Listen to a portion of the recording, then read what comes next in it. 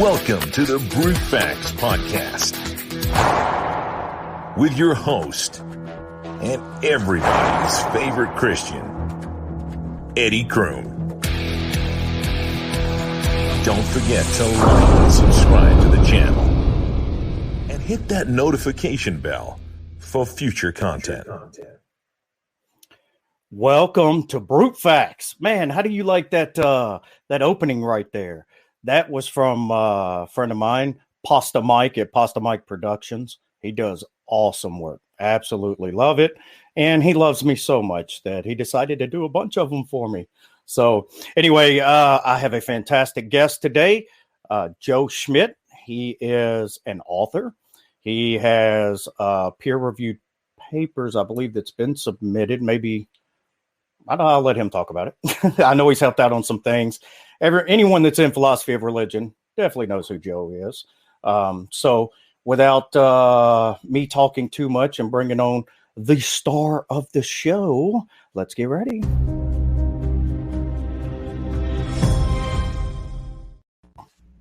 How are you doing, Joe? I'm doing wonderful. I'm so excited for this. Absolutely. So we've kind of been in, like some of the other guys that I've brought on here, we've been in philosophy group together. I think we've interacted a couple times, but I've been a fan of your work for a while. You're a young guy, but most definitely talented.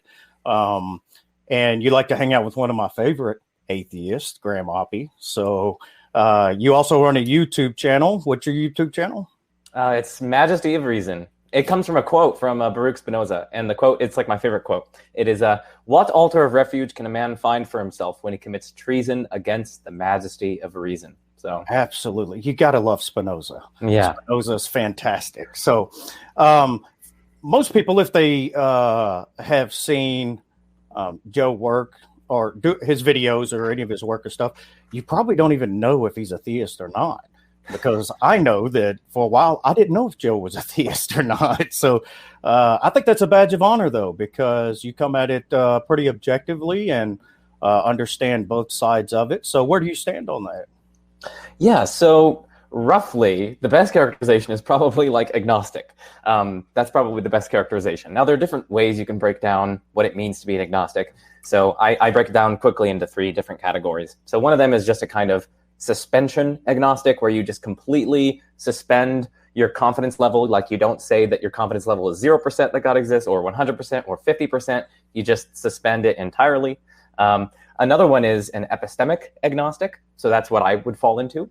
And that is essentially saying either that, hey, I do have a confidence level in the proposition that God exists. Maybe it's around 50%, roughly, something like that. That's one way that you could do it. Or another way you could say, like, it's kind of indeterminate or ambiguous where the evidence points after all the weighing up and whatnot. And so it's not like you're suspending it entirely, but you still kind of are, remaining agnostic. So that's the second one, epistemic agnostic. And then the final one is a kind of in-principle agnostic, where they say you cannot know in principle either way whether or not God exists. Like maybe God would be so transcendent that our minds, our finite and limited minds, cannot even grasp, or something like that. Who knows? Yeah. So yeah, I would fall into the epistemic agnostic. I'm not sure if I would say, I used to say about 50-50 either way, but I'm coming to appreciate perhaps a more kind of, I don't know, it's a little bit more indeterminate. I think there might be some aspects of incommensurability in my evidence base. So if you were leaning somewhere, it'd probably be deistic, maybe, or. Oh well, it would be just agnostic. I mean, I'm with you. Between theism and naturalism, which I take to be the two most plausible kind of worldviews on offer. By theism, I just mean the kind of perfect being theism, where God's a necessarily existent perfect being. He's kind of the foundation of reality. Versus a kind of naturalism, where the only things that exist are, or the only concrete things that exist at least are, natural concrete things and natural causal powers that they have.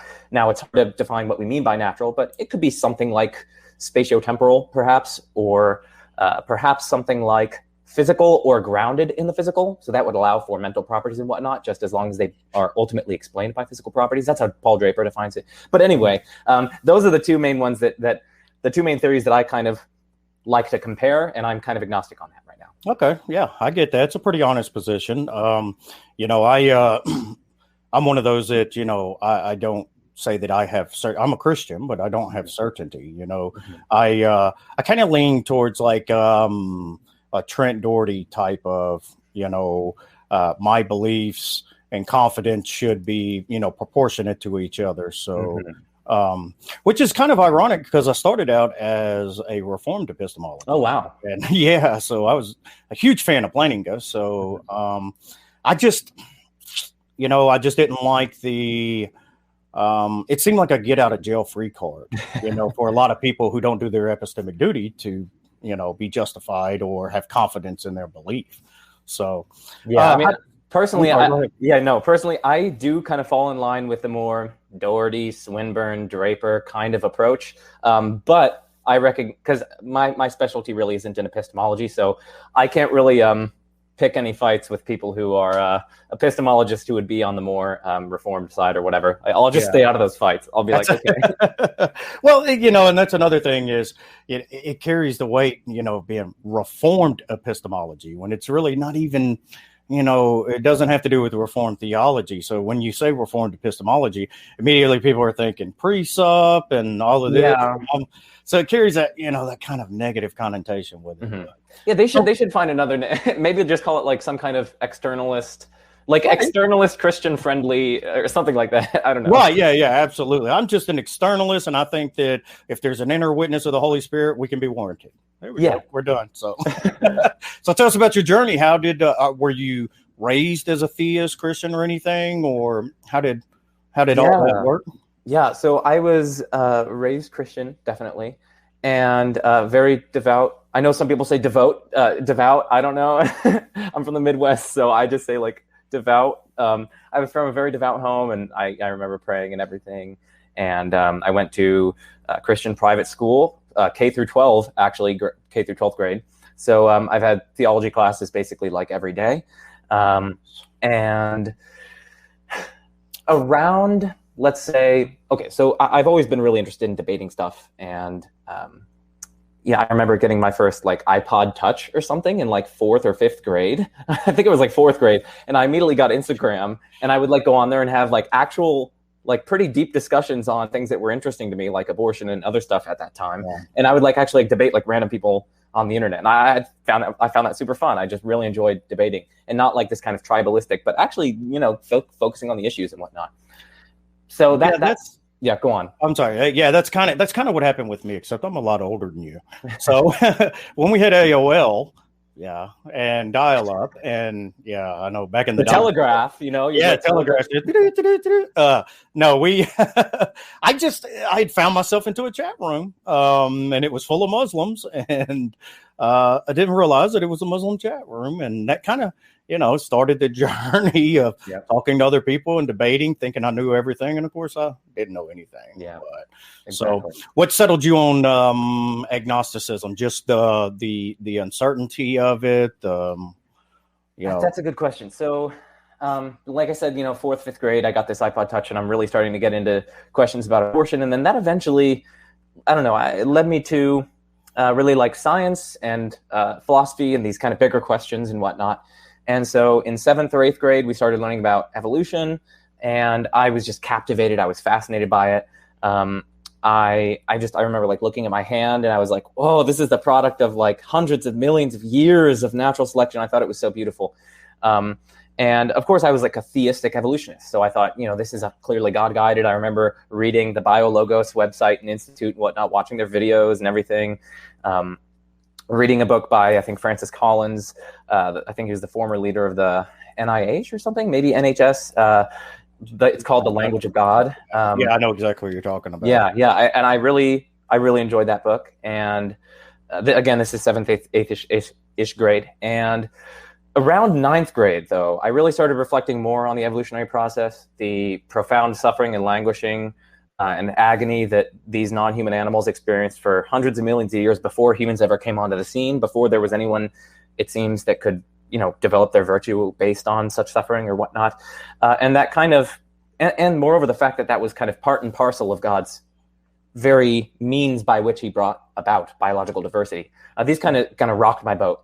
And so I probably went into a kind of phase of atheism probably about 9th grade. So that's freshman year of high school.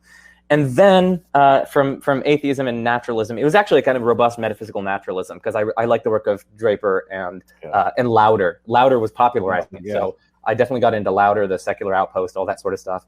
And then from there, probably 11th grade, so this is sophomore year of high school, I shifted back towards agnosticism, and that was a result of the work of two people mainly, Alexander Proust and Josh Rasmussen.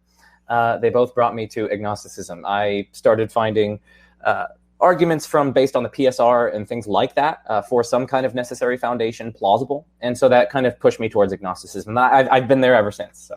Yeah, I did fantastic names. I mean, at least you were, exposed to some fantastic philosophers to begin with.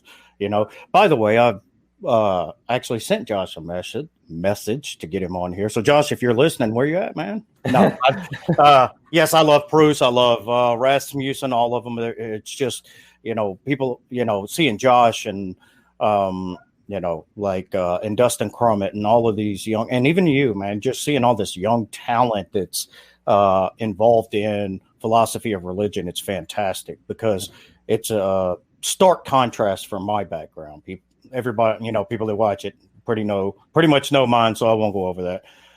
But those are some great names. And to be honest with you, those are some of the things that I tell people quite often. Like, I have a bunch of atheist friends that I hang around and stuff, and they just, why do you believe? Why do you believe?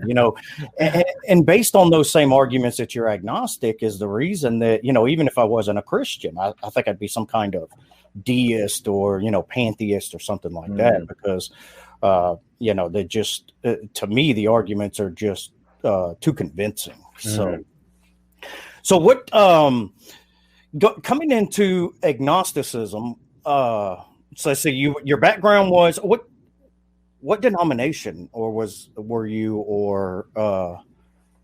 when you were in school? Yeah, it was Roman Catholic. Oh, okay. So that's not that bad then.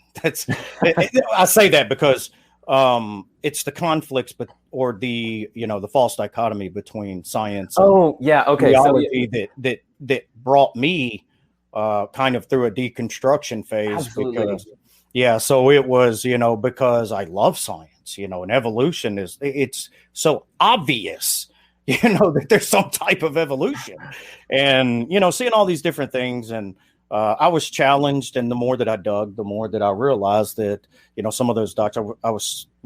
Grew up Southern Baptist. They weren't tenable. I mean, the theology, the inerrancy, the kind of things that they held to versus reality. It just wasn't convincing to me. That's what I got really excited when you said that, because that's what's so great about my upbringing. Like, I'm really thankful about it because at least in general, Catholicism is very, very open to the science and the scientific method and what it's revealing to us.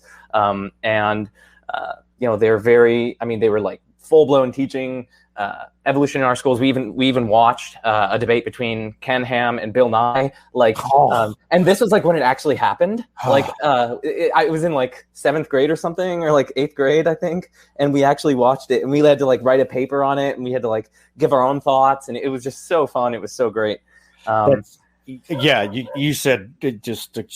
I remember the debate. Yeah, and I just Mama said, if you don't have anything nice to say, don't say it at all. So. Yes, yeah, exactly. Well, yeah, but at least in general, just the confluence of reason and faith within Catholicism, right. It's much better than you would find in lots of other, perhaps very fundamentalist, very literalist, very creationism and literalism and fundamental, all that sort of stuff like that. You just won't find that for the most part in Catholicism, and that's really good. So. Absolutely, and that was one of the things, being more or less indoctrinated as a fundamentalist, is when I started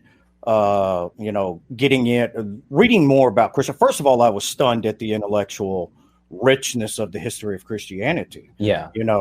And the more that I looked at, classical theism and orthodoxy and things of that nature, and I found out that, like within the Catholic Church, they leave it open. You're allowed to have, you can believe in the literal 6-day creation. You can believe in evolution. You can believe in these different things. And I was like, what?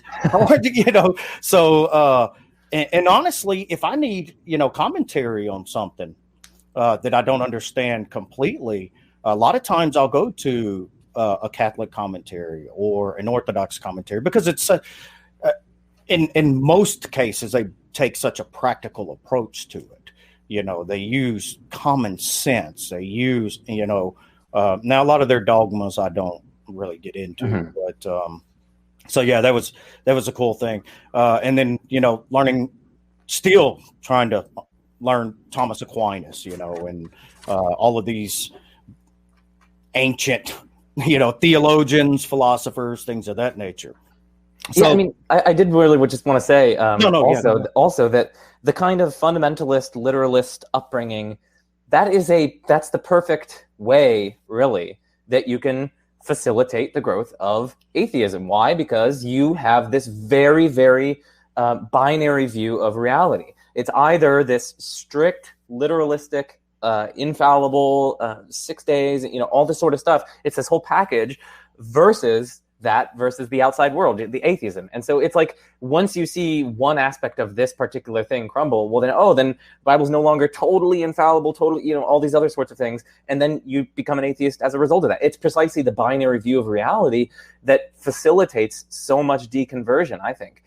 Whereas if you have a more, robust view and a more, reason and faith oriented view, where they're kind of integration and confluence together, you're not going to have as much of that, I think. So it's almost like they're sowing the seeds of their own demise, the fundamentalist indoctrination camp. That's absolutely true. And a lot of these atheists that I'm friends with, and there's quite a few of them in the chat, they came from that fundamentalist background. And I tell, when I, speak with fundamentalists and we, argue a little bit over scripture, theology, and things like that, I constantly remind them, first of all, they turned me to agnosticism for a short while.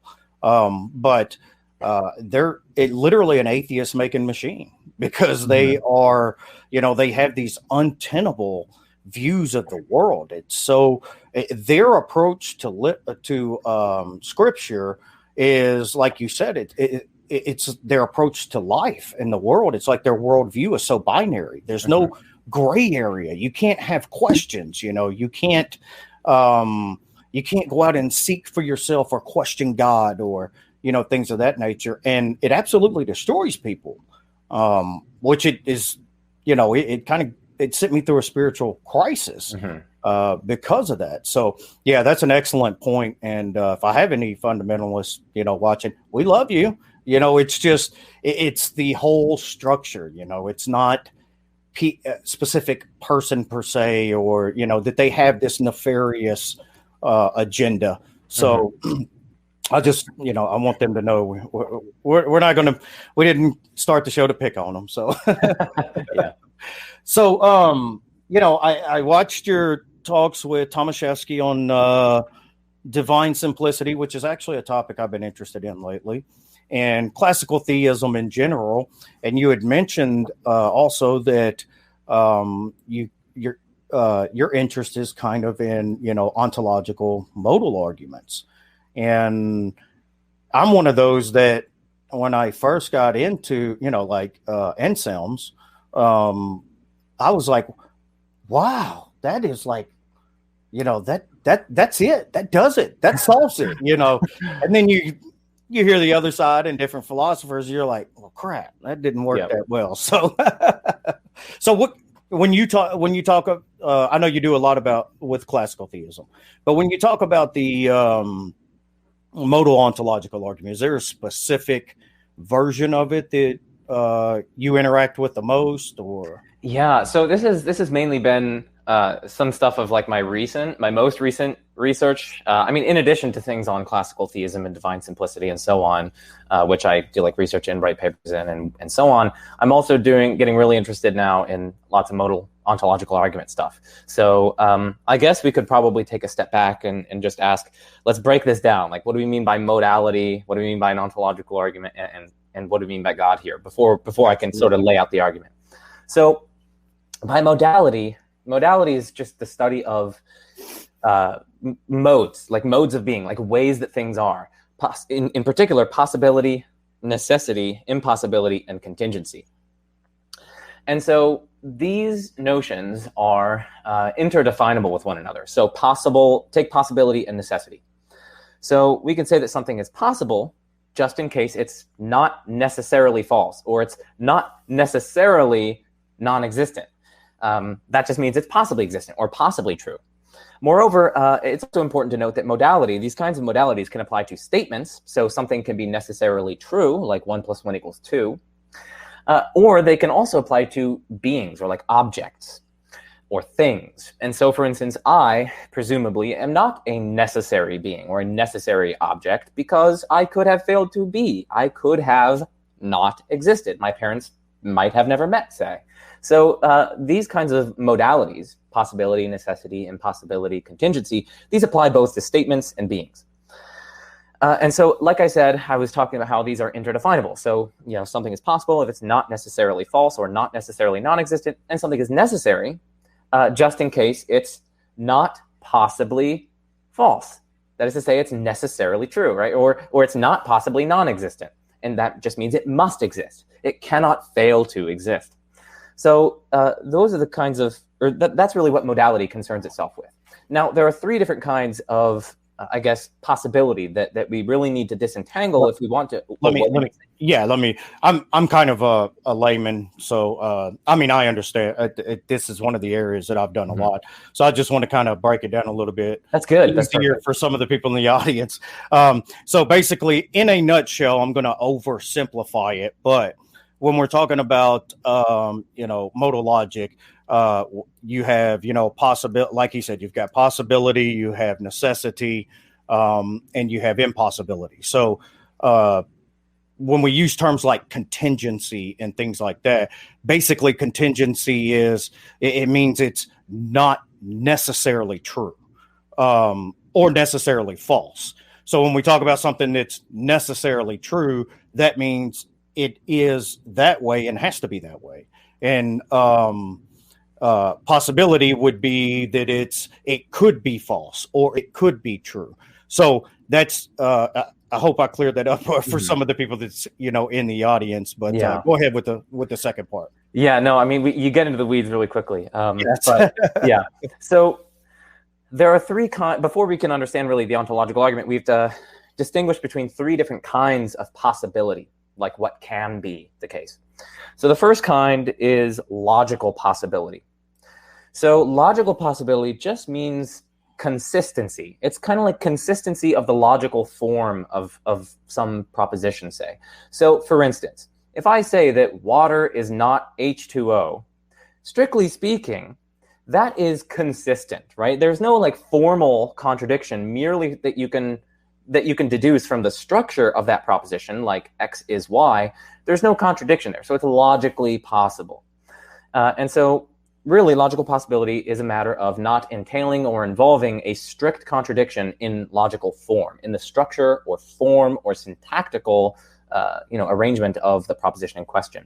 So something that would be logically impossible would be if you said something like, I both exist and don't exist. So that's something that's logically impossible because the form of that proposition, P and not P, well, that can't be true because that violates the law of non-contradiction. So that's one kind of possibility, logical possibility. It concerns consistency.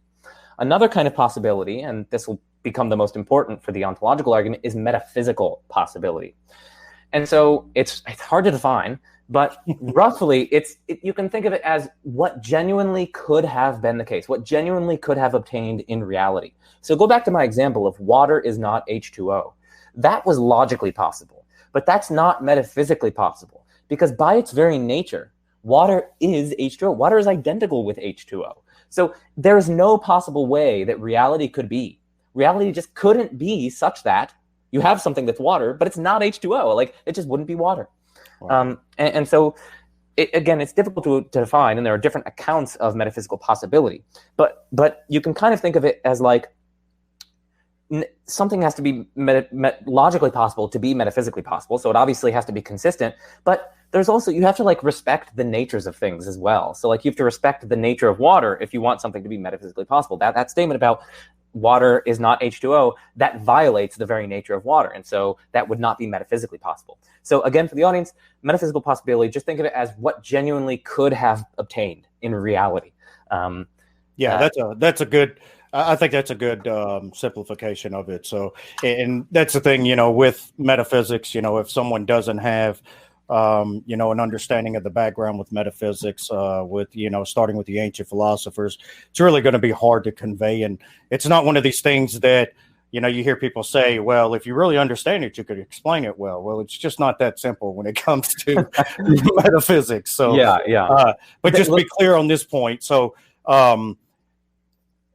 logical possibility is required, but metaphysical possibility is debatable, would be, I think, is where I would put it. When someone says that something is logically possible, that's kind of, true on the surface of it. It's a low bar. It's a low bar exactly, for logical possibility. You just need consistency. Yeah, so once you get there, most people don't argue with that unless you're, maybe a dialetheist or something. But when you get to metaphysical possibility, that's where in philosophy a lot of people, you have to roll up your sleeves. Right. That's we start to kind of get dirty, right there. So and then there's one other form of possibility that's really important to keep in mind and to disentangle from the other ones, and that's epistemic possibility. And so that just essentially means something is epistemically possible just in case it's consistent with what you know about the actual world. So for all I know, X might be the case. That's what it means for X to be epistemically possible. So for all I know, Goldbach's conjecture, which says that, I think that's every even is the sum of two primes or something like that. But for all I know, Goldbach's conjecture might be true. For all I know, it might be false. For those who don't know, mathematicians have not been able to prove that yet. We've run through lots of examples, and it does seem true up to like a number of examples, but there's no proof of it yet. And people are like actively looking for a proof, I believe. So for all we know, it could be true, but it also could be false. It's like consistent with what we know. But like, because it's a mathematical theorem, it would just be like the Pythagorean theorem. Metaphysically speaking, it would be metaphysically necessarily true if it's true at all. And it would be metaphysically necessarily false if it's false at all. So it's like, it doesn't leave like open this kind of uncertainty that we have, because the uncertainty that we have, that's the more epistemic side of things. It might be true for all that we know. It might not be true. So in some sense, it's possibly true, but possibly false. But that's an epistemic possibility. In reality, it's metaphysically necessary either way. It's not like it could be true in one world, but false in another world. Right. So it's really, oftentimes when people hear the modal ontological argument and they hear the first premise, which we're going to get to really soon, that possibly God exists, they think, okay, fine. Like, yeah, I guess it's consistent with all that I know about the world that God could exist. Like, I don't have like a proof that God doesn't exist, or, so they're thinking epistemically, but right. That's not what you need for the modal ontological argument. You need to show that it's metaphysically possible. That is, and that is a very, very important distinction because I still see even professional philosophers today, conflate epistemology and ontology. And I have had so many, discussions with people. Well, what does that mean? I'm like, wait a minute, we're in ontology. We're not in epistemology. So I think that's a very fantastic distinction there to add the epistemological part to it, because it is very important for people to understand that, there's a time for the epistemology. There's a place for the epistemology. But when we're talking about ontology, we're not talking about things that we know and how we know it. We're talking about, what underlies reality, what underlies being itself. Yeah, what reality genuinely could have been, and not merely what is consistent with what I know about reality and like how confident I am and that sort of stuff. Like, we're talking about in extramental reality, how could things have been? Not how, like, for all I know, it might be this way or it might be that way. So Okay, so Go ahead. that's the three modal distinctions that I really wanted to bring out. And then before we get into the modal ontological argument, we need to briefly consider possible worlds, the definition of God, and then what an ontological argument is. So I'll be brief on these. Good luck with that. So possible worlds. As I use it, this is just a kind of okay. So you could talk about the semantics of possible worlds, like what do we mean by that?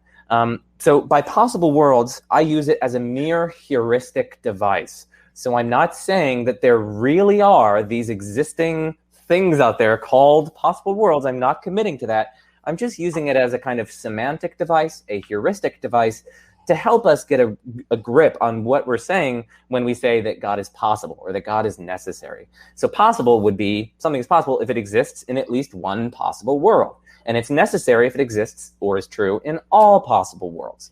And correspondingly, it would be impossible if it exists in no possible worlds, and so on. So that's what I mean by possible world. But what is a possible world? Well, roughly speaking, it's just a total or complete or global or maximal way that reality as a whole could have been.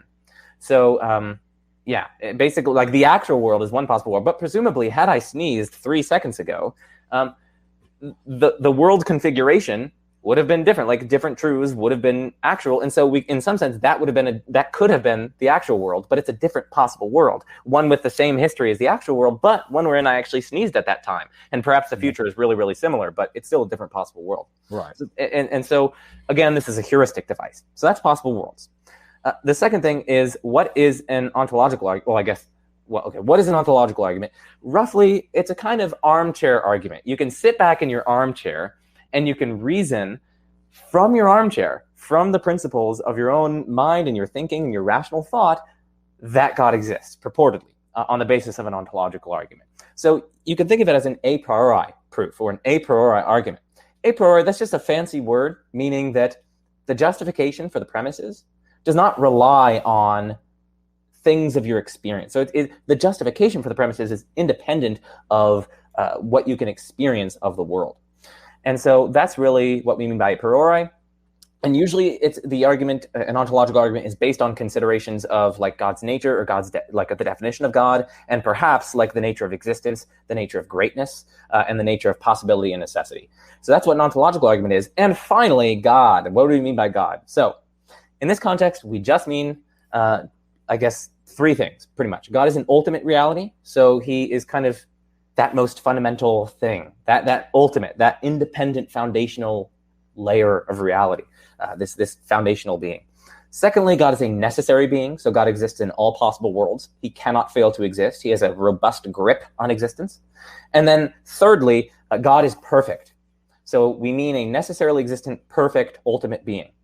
And what do you mean by perfect? Well, it's kind of like he's the greatest possible being. He, as Anselm famously said, he's that than which none greater can be conceived even. So he's kind of axiologically supreme or complete. He has perfect knowledge, perfect power, perfect goodness, and so on. So yeah. On that note, why would it require perfection? Do you mean the definition of God? Yes. Why does God have to embody perfection? Because that's usually, one of the pushbacks I get on it, is, I have an answer for it, but I want to hear, how you would answer, why does God need to be perfect? So there are kind of two ways that I can go responding to that. One way is to say, listen, what do we mean by a God? A God is something that is a being that is wholly worthy of worship. And so anything less than perfect is just not worthy of worship. Like you wouldn't worship, Shaquille O'Neal or something just because he's really, really good, but he's not perfect. Like, no, something has to be perfect. I don't know. I like Shaquille O'Neal. So something cannot fall short of perfection if it's to be worthy, truly worthy of our worship and our reverence and whatnot. So that's one way to go from worthiness of worship. And that's just constitutive of what we mean by God, just worthy of worship. A second thing that I want to say is I can just stipulate this as my definition, right? Definitions, we can stipulate things. So I can just run my argument and say, listen, what I mean by God here, I'm just stipulating that it's a necessary, perfect, ultimate being. That's what I mean. Now let's talk about the argument. So those are the two ways. Clarifying it for the argument. Absolutely. Yeah. And that's actually one of the angles that, I normally take. One of the ways I also answer it is, I would God would be like the exemplar of, what things are aimed at. When we talk about love, when we talk about these attributes that we normally say are positive things or good things, he would be the embodiment of what the perfect level of what those things are. So, but anyways, go ahead. I don't want to keep cutting you off. No, that's good. Yeah. It's just, I know there's questions like flying through people's head. And they're just, I mean, people we have to do a lot of stage setting because, you can't just throw someone into the weeds and be like, possibly, in some possible world, there's this maximum great perfect, and it's and they're going to get necessary, and they're going to think epistemic possibility, metaphysical possibility. They're going to what's an ontological argument? So you have to lay the groundwork, right? Philosophy is best done slowly. Absolutely. So. That is so, I'm going to highlight that, and that's going to be a clip on my show, because, when I hear people say, oh, the ontological argument, oh, that's garbage. That's been answered over and over. And I'm like, just what? So I'm looking at these things and I'm like, okay, there are good objections to certain things, but it's not garbage. It's not. Usually when someone says, I hear about Craig or Plantinga or these different theistic philosophers, and they're just like, oh, it's trash. His argument's trash. And I'm like, what? How could, that would be like me coming in as a theist saying that Graham Oppy's just that's trash. Yeah. I'd never do that ever. Yeah. So, but anyway, go ahead and finish up. Yeah, no, and I should say just I guess two further notes before we get on to the actual argument is ontological argument. That's kind of misleading because a lot of people think that ontological argument is just this one thing, but no, there are actually tons of different versions and variations. And they're completely different arguments, really. I mean, they share this kind of common thread of being armchair a priori that I was talking about, and being based perhaps on the nature of perfection or possibility or existence or God's definition. But they're very different from one another. So you can find ontological arguments, for instance, in Spinoza, and it's different from Descartes' ontological arguments, different from Anselm's ontological, different from Plantinga's, different from Malcolm's, different from this, and different from Gödel's, and so on. You can go on and on. There are these different versions of the ontological argument, and papers. People should be aware of this. Papers are being published, talking back and forth on ontological arguments, every philosophical quarterly that comes out. Usually there's one or more papers on ontological arguments, developing either a new one or responding to other ones or criticizing it or bringing up a new point in the debate. So these things are live discussions that are going on in philosophy. That's not to say all the arguments that have been defended in the past under ontological arguments are defended today. Most people think that Descartes, his ontological argument doesn't work. Most people nowadays think that you can reformulate Anselm's in an interesting way, but his first ontological argument at least doesn't work. Most philosophers today think that's true, and so on. But my point is just that for the audience, these things are actively being debated by professional philosophers on both sides, even to this day. So, don't write it off. Yeah, and without getting into the weeds of it, modal arguments or modal logic is not just a theistic thing. It's we use, the modal logic is used for a lot of, different areas. So it's not just this type of logic that was developed to, prove God or something like that. Yeah. Oh, absolutely. Yeah. So this is developed by people like Kripke and other sorts of people way back in, I say way back. Yeah. It's the 20th century. It's mid to late 20th century. Anyway, that's old. Yeah, that's old for me. But bring up a point where this modal logic is developed completely independently of philosophy of religion, and it can be and has been used across a whole host of domains. So again, like you said, it's not like people just coming up with stuff to prove God. There are a lot of people that would push back on S5 logic. We should probably briefly touch on that. So, the modal ontological argument that I'll just be briefly summarizing in about 90 seconds or something, relies on this system of modal logic. The system, so a system of modal logic is essentially, it's a system of axioms that try to formalize or rigorously capture the kind of metaphysical possibility that I was talking about at the beginning.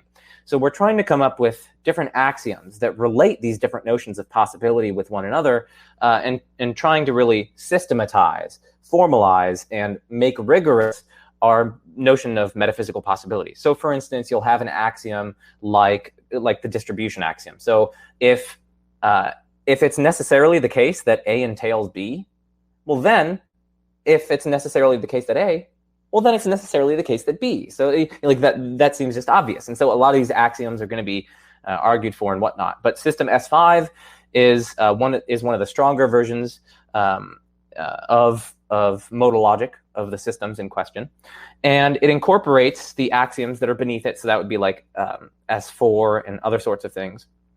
And the S5 axiom, which is distinctive to the X5 system, which is used in the modal ontological argument, is that whatever is possibly necessarily the case is just necessarily the case simpliciter.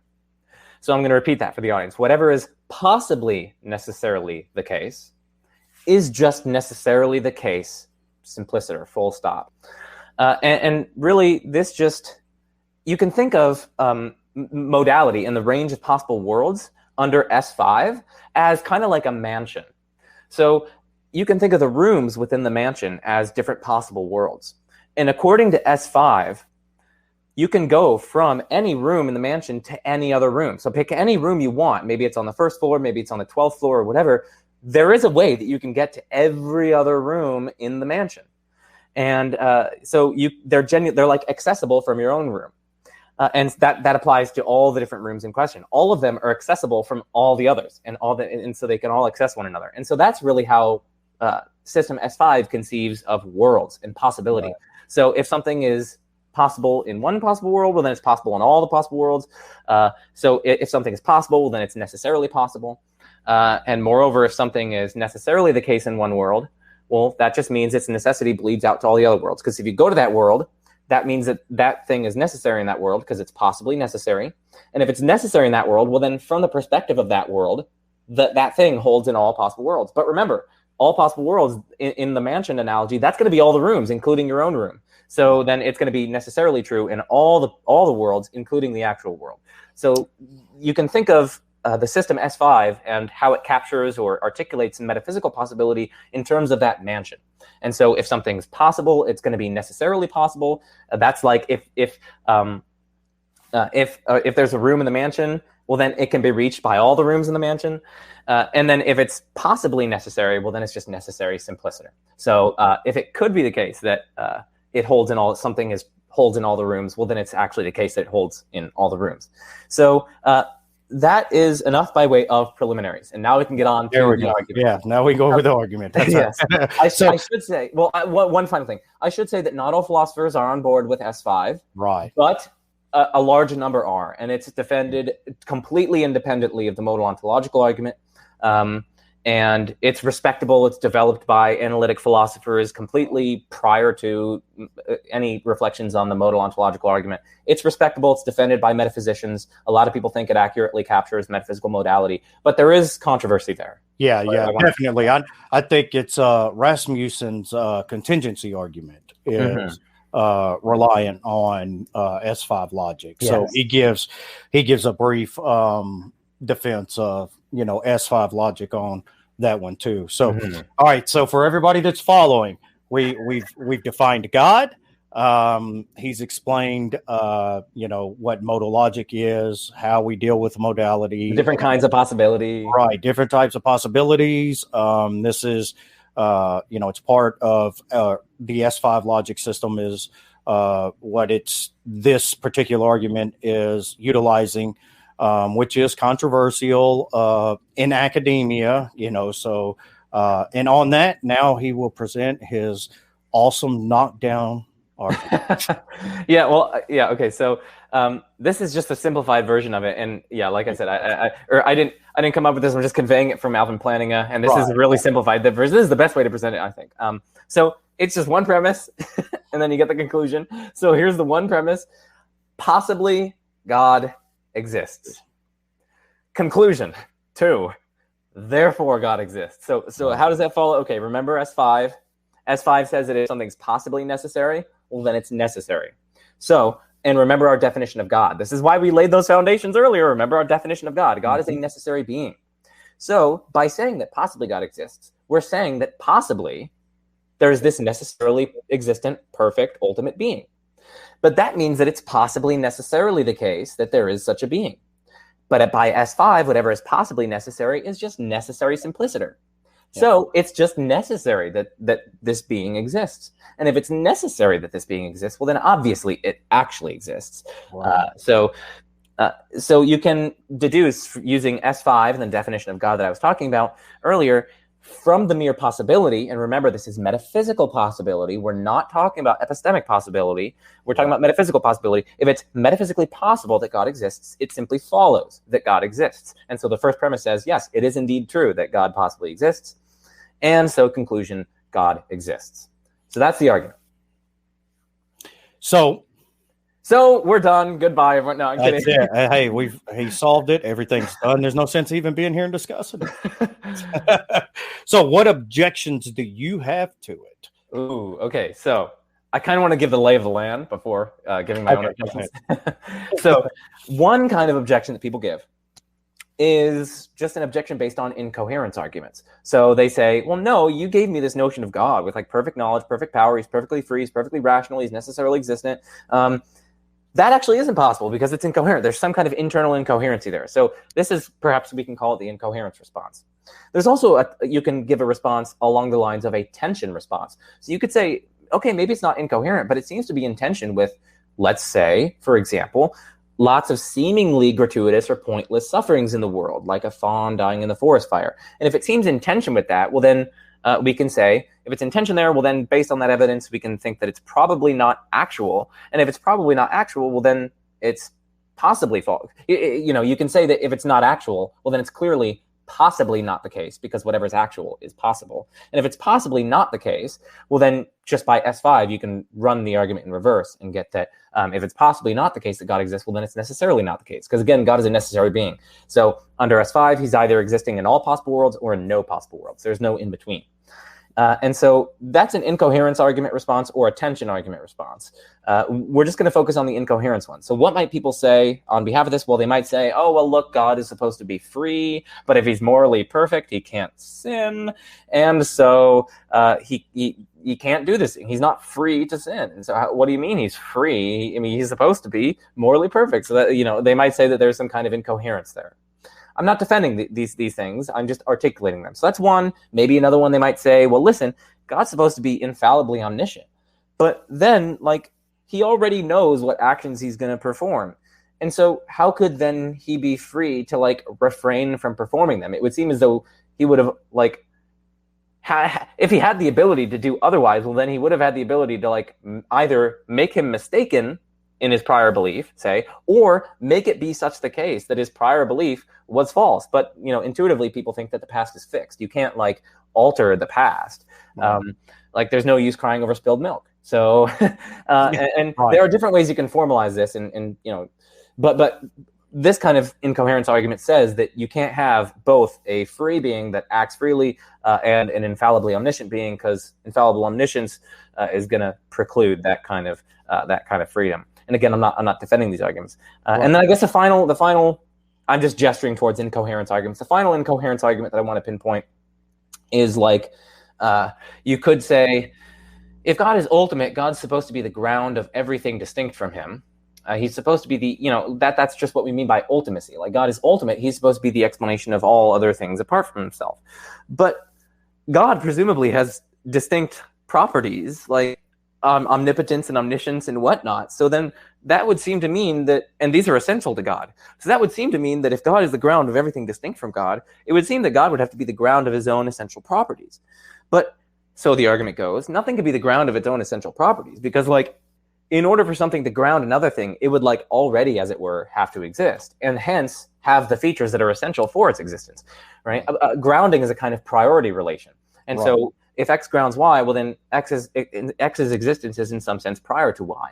But in that case, whatever is essential for X's existence is also prior to Y. So then we get the absurdity that God's essential features are prior to God's essential features, which is absurd if God grounds God's properties. Now, I'll just leave it there. Those are incoherence type arguments. But couldn't you escape that with the divine simplicity? then they're going to go on to say that itself is incoherent. so that you are correct that that's one way that you could. They would go to some type of modal collapse, or you something. You could run a bunch of different arguments there, but that you are right that argument assumed that divine simplicity is false. But then they would just say either divine simplicity is true or it's false. If it's true, you get this worry that God's supposed to be grounding God's essential properties, and then they're going to argue that might not be the case. Now, I'm skeptical that succeeds, but we can set that aside. Yeah. And then you could say, okay, if it's true, then you get this absurdity. But if divine simplicity is false, you get this absurdity that God would have to ground God's parts. And then if it's true, well, then you get the absurdities that are attendant with divine simplicity. So the argument would go. And so either way, whether God's simple or not, you get this incoherence, and so you get the incoherence type argument running. Again, for the audience, I'm not defending these arguments. I can hear people just screaming at me, and they're like, Joe is like, no, I'm not defending these arguments here. I'm just articulating them. Yeah, I'm giving you a sense of the incoherence arguments that people level as a response to the first premise of the modal ontological argument. Right. So don't crucify me, people. So how would we get from the metaphysical necessity or possibility to the epistemic?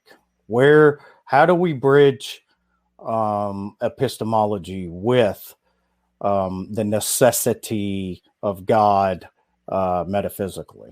That is such a great question. That kind of asks, how do we know that first premise is true? Sure, it might be the case, for all I know, God might exist, but how do we go from there to the actual metaphysical claim that God possibly exists? After all, I gave that argument and I never justified that first premise. I never gave any reasons for it. So here are some that try to bridge that gap. One thing you might think is conceivability is, you might say, is at least somewhat of a reliable guide to possibility claims. So if I can conceive of something, that gives me reason for thinking that it's metaphysically possible. So for instance, just think about normal cases. I think that I could have, as a metaphysical possibility, I could have failed to exist because my parents could never have met. Well, why do I think that? It's not because it's actually the case. That's certainly not the reason why I think that. Well, what is the reason? It's it didn't actually happen. So how am I supposed to know this? Well, some philosophers think that we're justified in thinking that precisely because I can coherently think and conceive of a situation in which my parents never met. Maybe my father just wasn't into brunettes, or I don't know, we're getting a little weird now, but I can easily conceive and flesh out a coherent situation in my mind. And that is going to be giving me, so these philosophers argue, some weight of a reason to think that such a situation would indeed be metaphysically possible because it's conceivable. I can kind of work out the details in my mind. I'm coherent with that. There seems to be nothing wrong or incoherent about that kind of worked out situation. And so the fact that we can conceive it like that, we can work out the scenario, we don't see any inconsistencies that crop up, we can fully flesh it out, that's going to give us some weight of a reason to think that it's metaphysically possible. So that's one way that you could do it. There are other ways as well. They get really complicated because we're talking about modal epistemology here. Right. And so modal epistemology is really kind of how you bridge that gap from the actual world and what we know about it to our justified beliefs about metaphysical necessity and possibility. So that's one way. Yeah. I hope that goes a little bit to show you. Yeah, you said justified. My brain's going all over the place now. So yeah, that's every time I hear, when I talk with people who aren't, familiar with, epistemology, and they say, well, how do you justify that? And I'm like, well, how much time do you have? How familiar are you with justifications? Yeah. So yeah. So what is it about the ontological argument or ontological arguments that kind of piques your interest? Is it just ontology in general, or what piques my interest is this objection? And it's a good objection, and the ways that people have tried to avoid the objection are fascinating to me. So let's get that objection on the table. So far I've just looked at the kind of incoherence objection, as well as the kind of tension objection of the problem of evil one and so on. But here's the biggest objection, really, and this isn't new to me or anything. Philosophers know about this. The objection is just a symmetrical argument. Listen, the first the argument that I gave said, one, possibly God exists, therefore God exists. Well, here's a symmetrical argument. Possibly God doesn't exist, therefore God doesn't exist. That also follows by S5 logic. Like the conclusion does follow from that first premise by S5, because God's a necessary being, and so by S5 he either exists in all the worlds or none of the worlds. Right. There's no in between. And so if it's at least possible that he exists in one world, he's going to exist in all. But if it's also possible that he exists, if it's possible that he doesn't exist in one world, well, then he's not going to exist in any. So because you got this total bifurcation, he's either in all of them or in none of them. And so if you can find at least one that he isn't in, it simply follows. Yeah, it simply follows that he's not in any. And so that just seems like a perfectly symmetrical premise. And by symmetry here, I just mean like it seems on epistemic par with the other one. Like we have just as much a reason to accept one as the other, just independent of other considerations. Like if I say, possibly X, and you say, well, possibly not X. Like there's a symmetry there. We don't have any principled, non-arbitrary, non-question begging reason to favor one over the other or at the expense of the other. It would just be like foot stomping or something. You're privileging one at the expense of the other for no principled reason. And so they seem symmetrical. They seem on par, and yet they deliver the incompatible result. And so what this objection says, the arguments are a wash. Like the original argument doesn't give you any reason to believe in God because you have this symmetrical argument that totally cancels it out. And so we're right back where we started with no successful argument for God's existence. So that's the objection. And so that would be the reverse ontological. Yeah, that's a reverse ontological argument. Now, what do you do in the literature now? Now you start to look for what's called a symmetry breaker. A symmetry breaker tries to do what it sounds like. It breaks that symmetry between the possibility premise of the original argument that possibly God exists and the possibility premise of the reverse argument that possibly God doesn't exist. So you're looking for a symmetry breaker, something that favors one possibility premise at the expense of the other. So some consideration that gives us reason to think that possibly God does exist, which doesn't also support the reverse claim that possibly God doesn't exist. So that's called a symmetry breaker. And that's where the literature has focused on, and it kind of exploded. And it's that, and like you were asking me that question, what makes me interested in this? That's what makes me interested in it. I love talking about and thinking about symmetry breakers, and I just think it gets us into so many fun questions about epistemology and ontology, and it like brings together so many different considerations from so many different fields that I just love thinking about the symmetry breakers. So yeah, I'm with you on there. My unfortunately, a lot of my theology lacks because I spent so much time with, epistemology and ontology and formal logic and things like that. I just, I'm a structure-minded kind of person.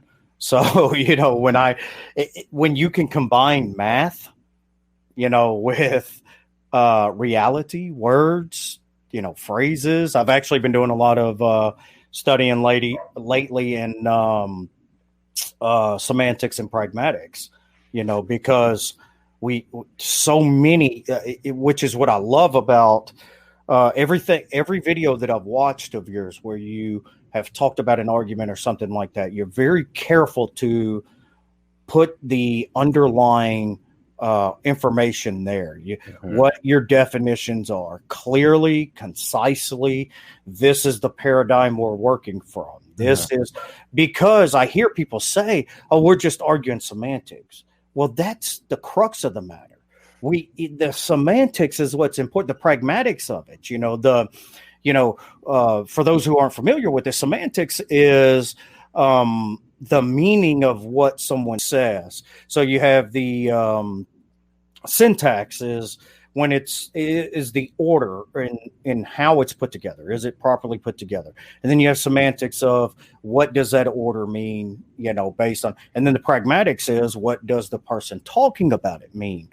So and a lot of times people, we're just arguing semantics. No, that's where we're at, because, and we do, and I'm guilty of it myself. I've been in a couple of debates and, lined out definitions of what I was talking about, but I didn't go through the structure of what I was talking about and how I was applying it and the paradigm and things. So I think that is extremely, important when we have these discussions. Yeah. I mean, I'm just imagining if I just went at the start and I just said, there's some possible world in which God exists, therefore God exists. Boom. And like everyone would be like, what's a possible world? What is possibility? What do you mean by God? Like you need to get that stuff down at the beginning, and you need to lay the framework, because that's so essential. That's how you do philosophy, and it needs to be done slowly.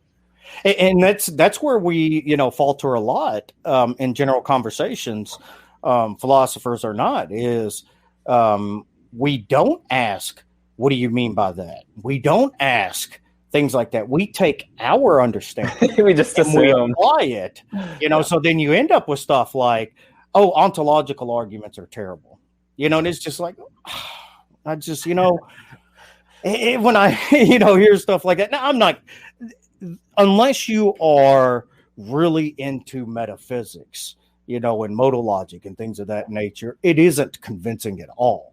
It's, and I wouldn't even say it's real convincing at that level, but there's a lot more discussion with it, like you were talking about. This isn't something that's just blown over. It's very important in philosophy. It's something that's hashed out all the time, and people are still working with it and interacting with it, so yeah, at the lay level, they're just like, oh, it's just, what about the perfect island? You're just like, and it just, and I'm a dummy because I get involved with it and I try to explain concepts that aren't easily explainable in a short amount of time. So, but yeah, man, I appreciate the way that you laid it all out, working with the paradigms that we're working with, the objections to it, because I'm kind of like you with the, how do we deal with the reverse ontological argument?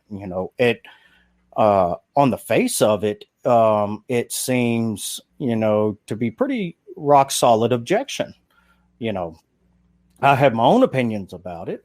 But they're probably less informed than yours, so I'm more interested in yours. So, given the symmetry, is this something that you've written on, or? Well, yes and no. So, yes and no. So, like, right now I have one paper under review on one particular symmetry breaker, and over the summer, sort of over the summer, sort of right now, I'm working on a paper on one of Josh Rasmussen's symmetry breakers. I love Josh, like, with all my heart, but I'm going to be criticizing one of his symmetry breakers. It's a new symmetry breaker that he gives, and I'm going to be criticizing it because I do not think it succeeds. And I'm thinking also about writing a paper on one of Proust's symmetry breakers as well, and I've already got the outline of that one. So yes and no, in the sense that I haven't published on it yet. I've published on classical theism a lot so far, and other arguments for God's existence. But this one, hopefully, fingers crossed, in the coming months, I'll have some publications on it, because I have at least one under review on it. So, all right, oh, rock on. That's sweet. Yeah, that's you got to criticize Josh. I mean, that's just he's too nice. He's too sweet. Hey, criticism is the love language for philosophers. So that's right. Absolutely, it means you care about them. You know. So in the chat we have Spartan Theology, and he actually had Josh on his show talking about universalism, and it's he's one of those guys, man. It just you can't not like him. I know. Because he is brilliant, but he's also very humble. Yes, he's very. It's like Oppie, I mean, if you don't like Graham Oppie, something's wrong with you. Yeah, well, people don't know, but he's like such a gentleman. Like, he will help you so much if you just like politely ask. He's such a helper. It's unbelievable. And not only that, as brilliant as he is, when I watched the exchange between him and Locke, and Locke went through, this massive amount of premises, and then Graham responds with, so we have these arguments, and every time we have these arguments, then you justify your premises, and I'm not going to accept your premises. And basically, in a nutshell, in the kindest way possible, he says, let's cut through the BS. Where is our disagreement? Let's deal with that, And I was just like cheering him on. I mean, I like Locke. I really do like Locke too. But I was kind of like, yeah, there you go. Let's get to the heart of the matter. But yeah, that was a fun exchange. So, So I usually try to keep it around, about an hour. I'm ADHD, so I assume everybody else is. And so, is there anything else that you wanted to add to it, or any objections you wanted to? No, I mean, I want people to know that, there's a big literature here, and there are lots of different symmetry breakers, and you can actually propose them for either argument. Most of the literature has been focused on symmetry breaking in favor of the original argument. I think it's still an open question. For the state of the literature, I think it's still an open question as to whether or not any of them succeed. And you'll find philosophers defending both sides. And so this is something that if people are interested in, they can look into it. And one place to start that's a really good introduction just came out. It's cheap. It's by Cambridge. It's by Cambridge Elements series. It's Tyron Goldschmidt's book on ontological arguments. It's really short. The Cambridge Elements series is kind of like a summary series. The books are usually really, really short. They're 60 pages to 60 to 70 to 80 pages usually. And it gives a tremendous summary of ontological arguments from the history to today. It talks about the modal ontological argument and different potential symmetry breakers. That's the best place to start for people who want to dig into this further. But yeah, always question, always keep thinking, always keep learning, and always appreciate the majesty of reason. So. Absolutely. That's I love one of my go-to or used to be go-tos was I don't know if you're familiar with Carneades.org on yeah. Stay skeptical, everybody.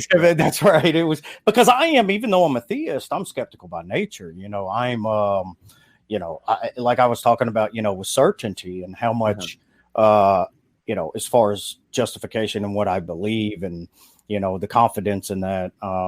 It's,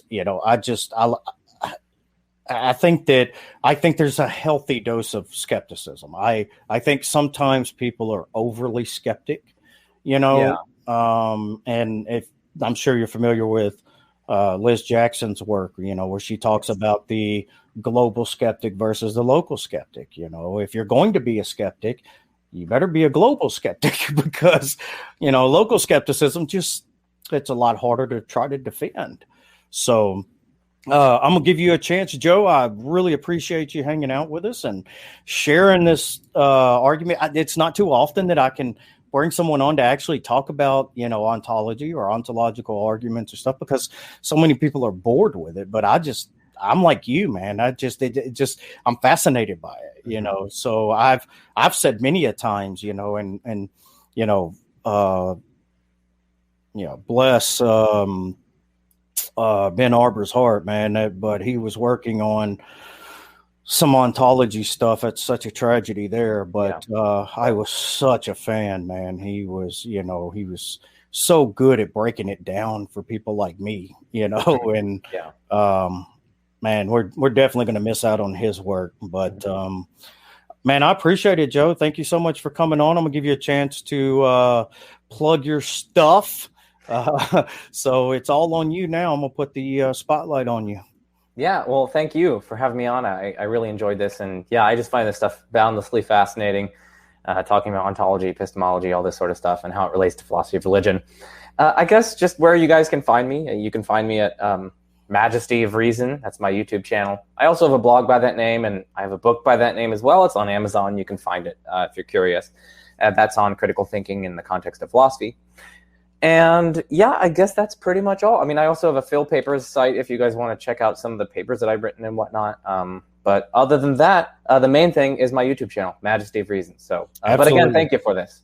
Oh yeah, absolutely. Definitely would like to have you back. Maybe, maybe a longer show and do, some real deep dives and technicalities and things of that nature. So I love the technicalities.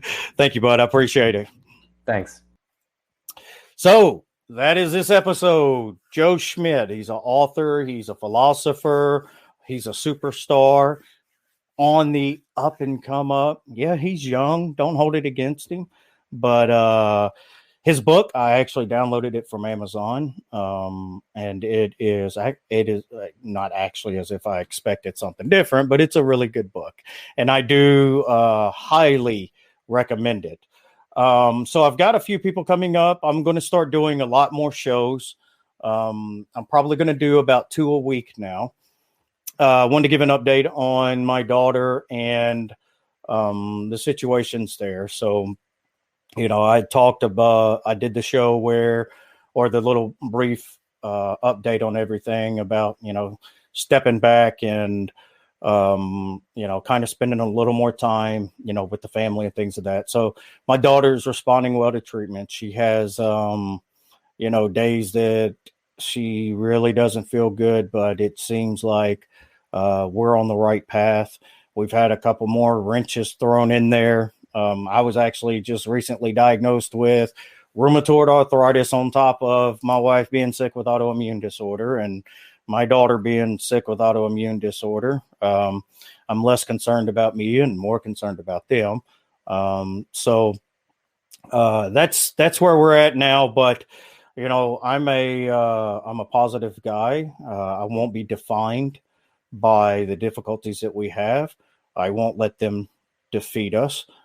It's only going to bring us together stronger, and we're going to, fight as a family. We'll be together. We'll spend the time together that we need to spend, and raise the awareness that we need to raise for it. So I appreciate everybody tuning in. I will be doing an update probably in a day or so about upcoming guests as soon as I have some days that are confirmed. Don't forget, you can catch Brute Facts on all the major podcast platforms. Sometimes it takes me a couple of days to get them uploaded, but it's on Apple Podcasts, it's on Google Podcasts, Spotify, all of them.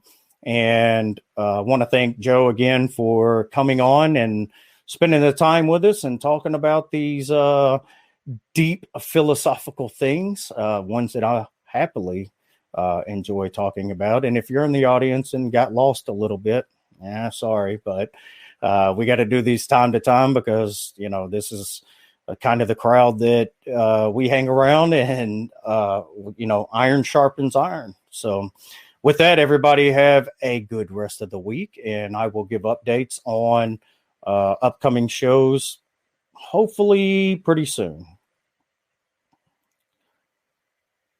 As soon as I find my exit video. Don't know where it went. Okay.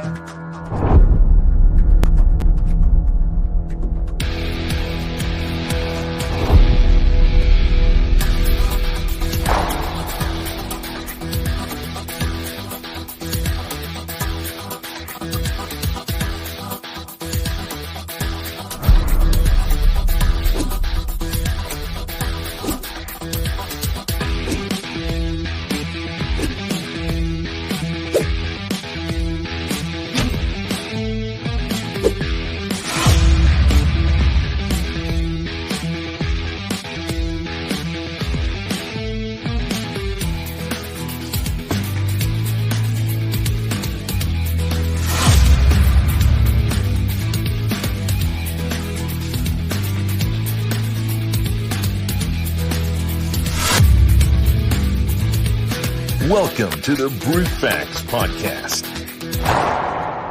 with your host and everybody's favorite Christian, Eddie Kroom. Don't forget to like and subscribe to the channel and hit that notification bell for future content.